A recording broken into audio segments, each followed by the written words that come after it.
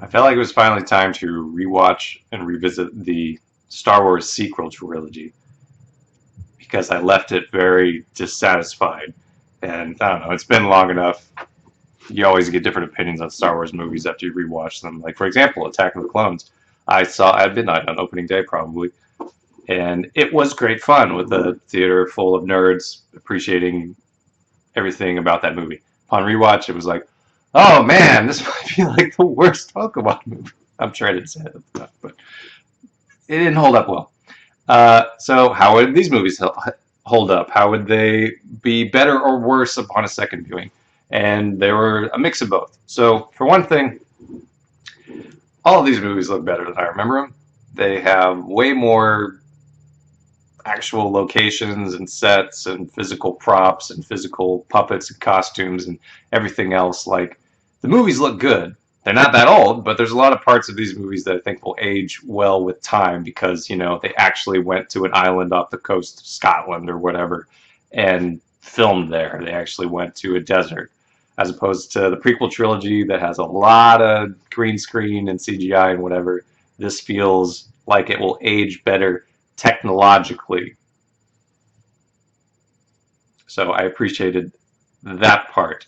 I appreciated all of the new characters that they introduced and how they used the main characters from the first Star Wars trilogy. So I liked Rey, I liked Kylo Ren, I liked Poe, I liked Finn, I liked General Hux, who I don't generally think of as being like one of the core cast members, but I mean he's kind of important from the Imperial side and kind of part of Kylo Ren's story. So I appreciate all of those characters and how they had different story arcs and subplots in the first two, for the most part, movies. I really appreciated that. Too often, movies don't spend enough time with the characters they introduce and they don't give them subplots and storylines. So Last Jedi did a great job of giving everybody a thing to do. Um, Kylo and Rey are basically the main storyline of the entire series, and their disagreement or their argument or their conversation about how to best move forward with the Force. They have a lot of views in common. They seem to both think that the old ways are bad and they need to have some kind of balance to the Force with light and darkness and all that stuff. And they agree on that, maybe, for the most part. At least Rey thinks they agree on it. But the series is about their disagreement with what to do about that and what to do with that knowledge. So really appreciate that part and how they're linked and combined and how they're constantly connected and trying to influence each other and all that stuff. I liked Poe's storyline about becoming a better leader. I liked Finn's storyline and that in a universe where there's bad all over the place, finding a reason to fight something that is unequivocally evil and bad and fascist, finding the reason to fight that fight. Like on second watch, I think his storyline made more sense to me, and I appreciated it more in Last Jedi than maybe the first time, where it felt like maybe that was a storyline too many. But really appreciated that. I like General Hux's power struggle with Kylo Ren. Like I really liked Hux's character in Last Jedi. I really liked how they used the three main characters in the first Star Wars trilogy in these movies. Han was one of the best parts of Force Awakens, how he interacts with all the characters, how when he finally gets on that bridge to talk with Kylo and he yells at Ben, like, oh, that gets you. Like, Harrison Ford is an underrated actor in that, like, he very much, kind of like how Tommy Lee Jones will do it, he very much, like, grounds everything in a sense of his reality. Like, he's just a real person walking through this make believe magical space opera thing. He's walking around with a 7 foot tall dog, and you like believe everything he says. Like he's really good at doing that. I really liked how they used Luke Skywalker, how he's the thing to get to in the first movie, how he immediately throws a lightsaber over his shoulder in the second movie to like change the dynamics of what's going on. Like really appreciated what he did in the second movie. I know Mark Hamill kind of voiced some disagreements with how his character was approached in that movie, but I thought he did a really good job. it didn't hit me as hard on the rewatch how good he was doing because I think I already knew that. But um, I think Leia was supposed to be a big deal in the third movie, but obviously Carrie Fisher sadly passed away, and that really cut off their ability to do anything with that. But I kind of appreciated her performance more in Last Jedi than I did the first time, especially watching them pretty close together. I feel like Leia is a lot more natural and has a lot more to do in the second movie. And I don't know if Carrie Fisher was just a lot more comfortable with the second director, or if she just knew she had a lot more to do and a lot more substance to do, rather than just being there kind of concerned in the background sometimes in Force Awakens. But I really appreciated her performance there. I feel like maybe they regret doing the. I don't know if they probably don't regret anything. I don't know if I would have done the like Princess Leia's force powers are revealed by saving herself from the cold vacuum of space. Like I think you could have gotten away with like surviving the blast by throwing up like a force shield or something. It would have gotten the same effect of like, oh, Leia has powers, cool, and that Leia is powerful, cool. But it wouldn't have messed with your suspense of disbelief too much, and that they're like, okay, she has powers, fine. But like going out into space, surviving the lack of oxygen, the depressurization, the coldness, that was kind of silly. It's a beautiful shot of her floating back into the ship. That's cool, but I think they could have done that in a way that maybe didn't make things so silly. Those are the good things I have to say about the series. I think this series it's fascinating to me because it has different problems from the prequel trilogy. The prequel trilogy, I've probably said this before on this channel, the prequel trilogy had a story that had meat on it that you could tell with, you know, how does this world that we're familiar with get to the place that it's at? How does how does Anakin become Darth Vader? How does the Emperor become the Emperor? How does Old Republic fall to the Empire? That is an interesting story with meat on it.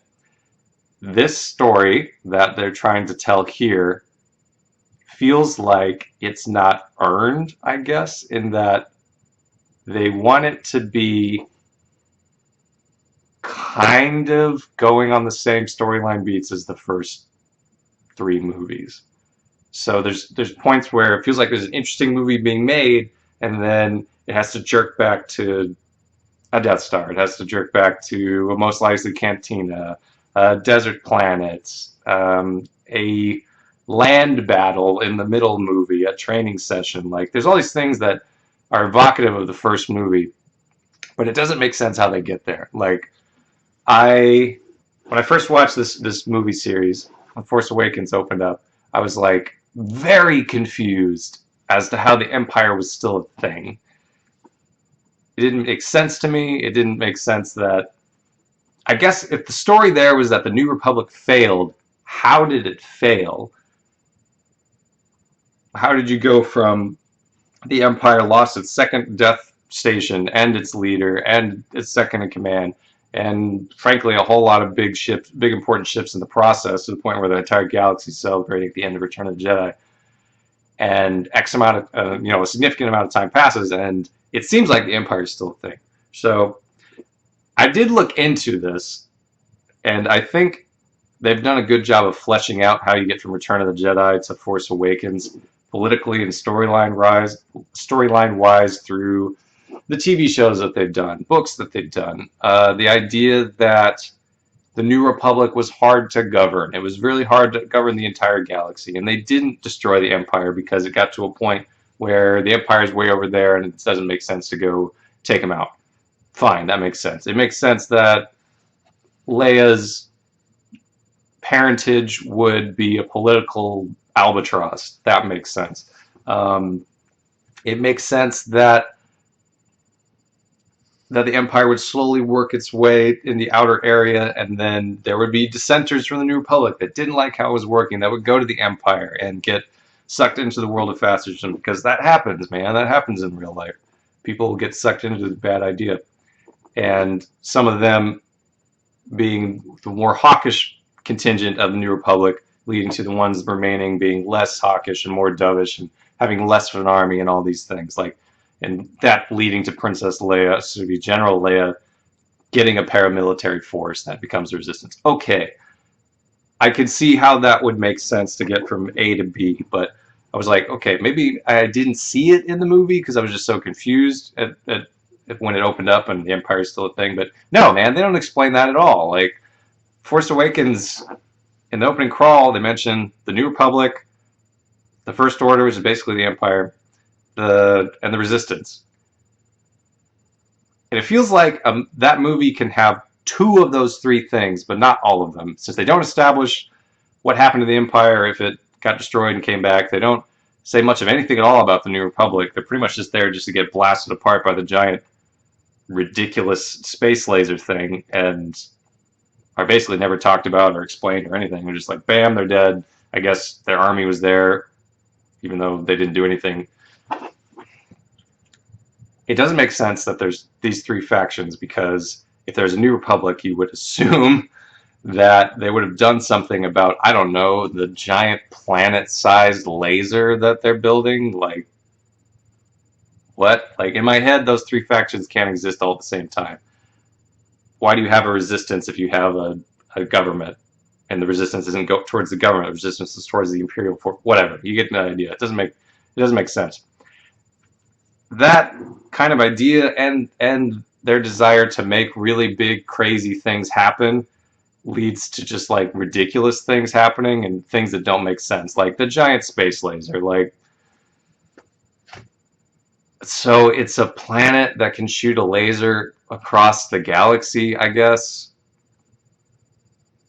That just is ludicrous in size and scope and everything else.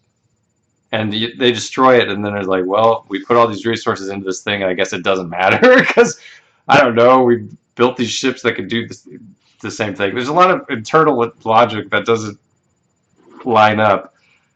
There's a lot of things that they pull off that make other characters in other movies seem really stupid. Like the light, they do so many weird things with light speed. Like the light speed skipping. What is that? How many times does it actually happen in the movie and then it's just never discussed again? Like things can track things, ships can track ships throughout light speed, so they're like following each other. I guess you can do light speed incredibly like minutely and controllable. So like I think Han light speed and then stops and is like in the atmosphere already and all that. I think like the middle movie, Holdo light speed jumps her basically empty cruiser into the Star Destroyer and just like obliterates an entire like Imperial Navy, which is cool. But if you could do that, like, why wouldn't every other character do that? Why wouldn't you kamikaze like ships into much bigger ships and like use way less resources? Why wouldn't you use a droid to do that if you're worried about not losing any loss of life? Why wouldn't you just use a computer when you can, like, you know, have technology that could sail across the galaxy? Like, it's such an impressive maneuver and effective maneuver that it makes everyone else just look stupid. Like, the writers of the third movie even acknowledged that, like, well, of course that's such a great idea. Of course we would do it again. That they have to like whisk it away when a character is like, yeah, we're gonna do it. We're gonna do some holdo maneuver. And they're like, oh wait, that was like a 1 in a million maneuver. Like, we're not gonna do that. We're not gonna do that again because that would mess with the story that we're trying to write. Like, there's so many moments in this series, in this sequel series, where they do something that's technologically or character-wise super impressive, but it's just become silly. Like, for instance, like everything the Emperor is about. Like, oh god, I hate Rise of Skywalker. Like, it's really bad in ways that I can understand, in ways that I don't understand.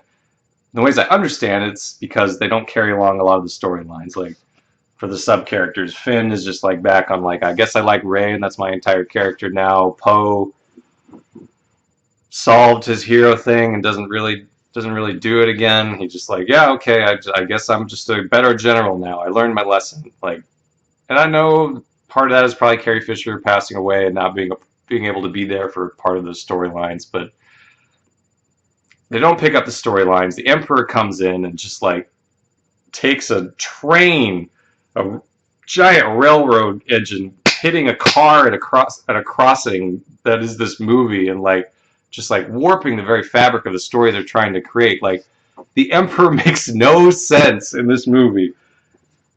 How is he still here? Okay, let's back up. Like there's this previously established Star Wars stories where the Emperor tries to clone himself.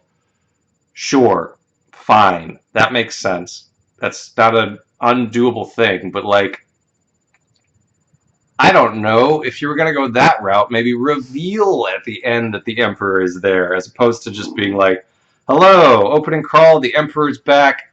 Somehow the Emperor returned is a line from this movie, which is just like hilarious. He becomes the villain of the movie. He makes Kylo Ren not the villain of the entire storyline, so he turns him good because he can't be worse than the Emperor. Kylo has to rescue Rey, who's never needed rescuing ever, because Kylo has to do something then. I guess the Emperor was sitting at the hellish part of the galaxy with like a seemingly endless amount of Star Destroyers that can all destroy a planet and just hasn't taken over the galaxy. Like, what? I think even in that movie, like one of their Star Destroyers gets out and starts doing stuff, so you would assume they could activate them. Like, it doesn't make any sense to me that he didn't join up with the Imperials. He's kind of controlling through Snoke anyway, and just done the thing. Does he just want to be dramatic and wait for his granddaughter to show up? And I guess his plan is for her to kill him. Like, and let's just back up from like a to the storyline thing to like a behind the scenes thing. Are you telling me that one of the most established storytelling companies, brands, whatever, in American cinema can't come up with a better idea to finish their billions of dollars of earning franchise and trilogy? They can't figure out a better way to end it than you fight the Emperor for the third time,